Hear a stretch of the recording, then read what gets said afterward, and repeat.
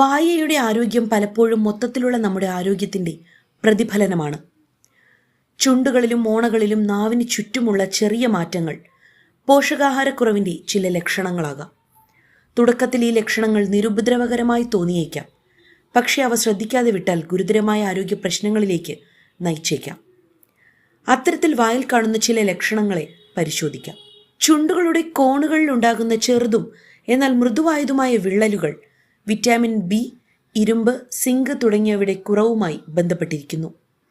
അതിനാൽ ഇത്തരം സൂചനകളെ അവഗണിക്കരുത്. വായ്ക്കുള്ളിൽ അടിക്കടി ഉണ്ടാകുന്ന നീർവീക്കം കാരണം ഉണ്ടാകുന്ന ഒരവസ്ഥയാണ് വായിലെ അൾസർ അഥവാ വായ്പുണ്ണ്. വായ്പുണ്ണ് പൊതുവെ വൃത്താകൃതിയിലും വെളുപ്പ്, തവിട്ട്, മഞ്ഞ നിറങ്ങളിലും അഗ്രഭാഗം ചുവപ്പ് നിറത്തിലുമാണ് കാണുന്നത്. കവിൾ, ചുണ്ട്, നാവിൻ്റെ അടിഭാഗം, അണ്ണാക്കിൻ്റെ ചില ഭാഗങ്ങൾ എന്നിവിടങ്ങളിലെല്ലാം വായ്പുണ്ണ് പ്രത്യക്ഷപ്പെടാറുണ്ട്. ചില കാരണങ്ങൾ കൊണ്ടും വായ്പുണ്ണുണ്ടാകാം.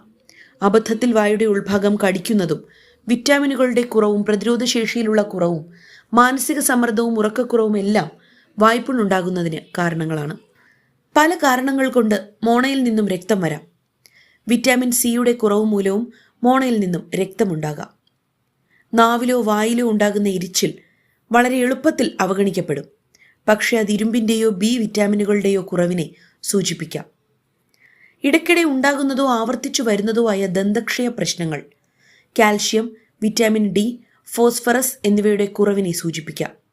വിറ്റാമിൻ സിയുടെ കുറഞ്ഞ അളവ് പോലും മോണയുടെ ആരോഗ്യത്തെ ബാധിക്കും.